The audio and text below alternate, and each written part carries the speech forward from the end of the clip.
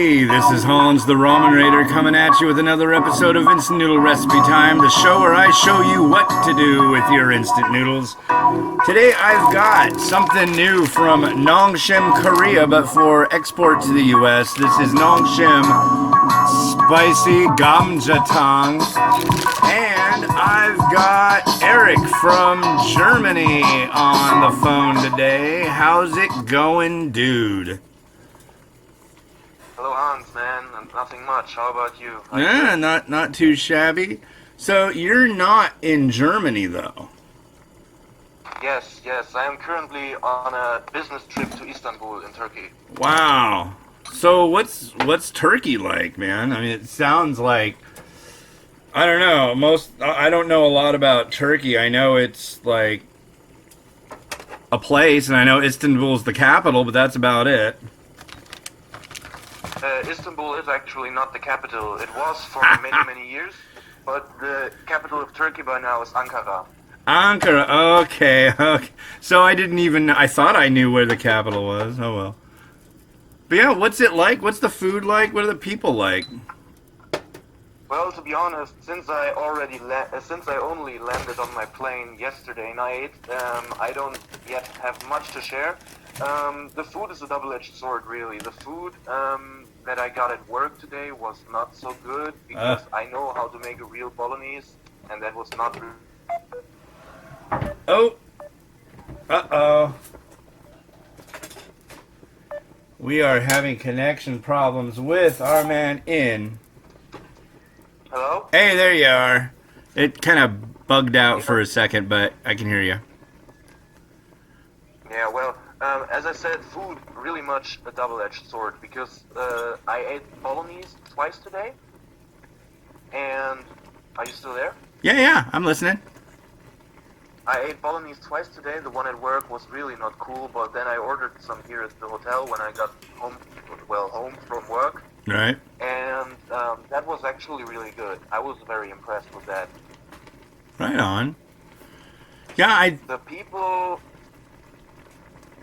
people are different because when you meet Turkish people where I'm from, they behave a lot different from how they behave here. Sure. But so far, I've been greeted with respect and with hospitality so far. And nice.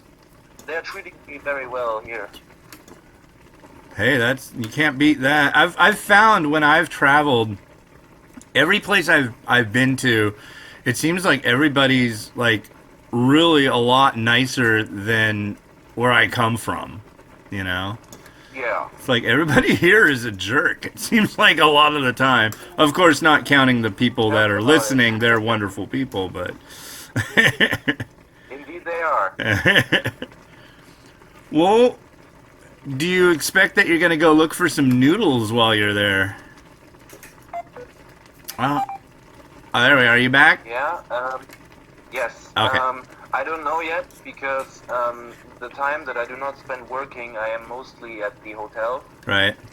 Because this company actually does business in Germany, in Switzerland, and in Austria, but they are based here in Turkey. So we are working German hours in Turkish hours. Like, we start 2 hours late down here, and we work 2 hours longer. Gotcha. So you're in a different time zone than at home. Yes, I am 2 hours up ahead from at home. I think this is GMT plus 3. I am not entirely sure, though. Okay. Yeah, that sounds about right. Yeah. Huh, weird. I'm GMT minus 8, for anybody wondering. Wow. So it must be getting late there, huh? Was it like 1? What time is it for you, then? It's probably like 12:20, 12:10. Well, that's pretty funny. What time is it there? In 8 minutes, it will be midnight. Really? Okay. Yeah. Yeah, because we, in our time zone, every year we lose an hour because they call it daylight saving time. I don't know if that's something they do in Europe. Yeah, we do have that. Oh, okay. It's called Sommerzeit, German for summertime. And I've never really understood it. It's just like bullshit. You don't get if you take a scarf and you cut off the top and you sew it to the bottom, you do not get a longer scarf. Fair enough. Yeah. I don't know. Here, there's actually, I think one, maybe, I know Arizona doesn't observe it. They're like, nope, we're not going to have anything to do with that. We're just not going to do it. So there's like one state half the year that's just like got jacked up time. I don't But yeah, it's kind of a weird deal. I don't know. It's daytime or it's nighttime. That's really what matters, right? Yeah, indeed. Creatures of the dark. Indeed.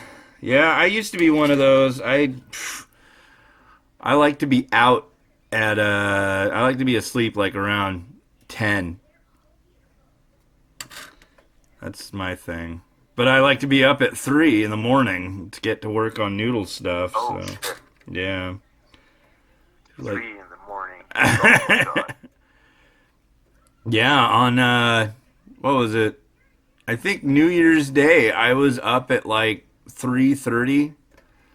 It's like probably everybody was still like getting back to their car and going to bed after partying up for New Year's Eve. Actually, I don't know if I was up that early. I want to say I was. What kind of person only parties for 3 hours on New Year's Eve? I was up until 9. A person with 2 very small children. Yeah, of course. Yeah. Sometimes I forget to take that into account. Yeah. Yeah, everything kind of revolves around them. But I mean, man, they're good. They're good little travelers. We went up to Canada on Saturday, and Cool. oh, where did we go? We went to this place called Queen Elizabeth Park and checked out this weird. I don't even know what you'd call it. It was kind of like a dome, but it was all made out of glass. Kind of like a greenhouse, but different. It was really neat. It was really cool. Oh God, how much I would want to throw a flashbang in there. Yeah, it'd probably make a mess. Super loud. Yeah. That place. That was weird though. It looks like there should have been like. It looked like some kind of weird chamber where they like make replicants or aliens like mature and then they unleash them on the environment, kind of like StarCraft or something. Incubation chambers. Mm-hmm. Well, this stuff's pretty good. This is a I pork bet it does. potato noodle with pork. Damn. And it's funny because it really tastes like a variety that I've found up in Canada before that's made by Nongshim, China. This one's actually made in South Korea, but it's been around for a while in the export market in the U.S., but I don't want to buy a 5-pack, and I finally found one place selling it in single packs. So that makes things a lot easier. Ah, cool. And I'm about to slap some Korean-style thin pork in there and let that kind of round everything out. So what's your... I gotta tell you something. Yeah. Ah, you first. Oh, I was going to say, what's your all-time favorite instant noodle? People of the world want to know. That is a really tough choice. I think so far, I would have to say something that I could eat daily, probably the curry fire noodle. Yeah. It's funny, though, because that one has a weird... I mean, it's not like curry. Exactly. I don't get a curry taste out of that one. It's not. It is not like Indian or like Thai curry. It is more like the curry sauce you get in fast food joints. Like when you go to a German fast food house, most of the time you can get fries with some kind of meat, like, and you can get curry sauce. It's just like basically sweetened. Okay. It tastes a little bit like sweetened spicy ketchup with a lot of curry in it. Yeah. Man, we don't have that here. There's no... I mean, curry is like, ooh, that's really exotic. But, like, it seems like everywhere else in the world, curry is everywhere. It's like a standard flavor that everybody has at least some kind of take on, you know? Yeah, indeed. Curry is very, very well represented. Yeah, I wish it was better represented here, because I love me some curry. There's nothing better. Okay, let's see. I have a funny thing to share, though. Yeah, do it. I pulled a pretty bad prank on a friend the other day. What did you do? Call it a prank. You could call it a prank technically, but it's noodle related and it's really funny. Yeah? He came over to me and we both had this devastating cold. You remember when I told you that I was sick? Yeah, yeah. And we were both feeling like shit, and I was like, oh, dude. And I came up to him with the pot, and I was like, I made you some soup. And this guy, he cannot eat spicy food. This guy, he will choke out when he eats Tabasco. Oh, wow, okay. I just got him the stew type bulldog Pokemon. And, without him having any experience with stuff like that, and because he was hungry, he just started digging in, and I could just watch him and pretty much time the clock on his explosion. Nice.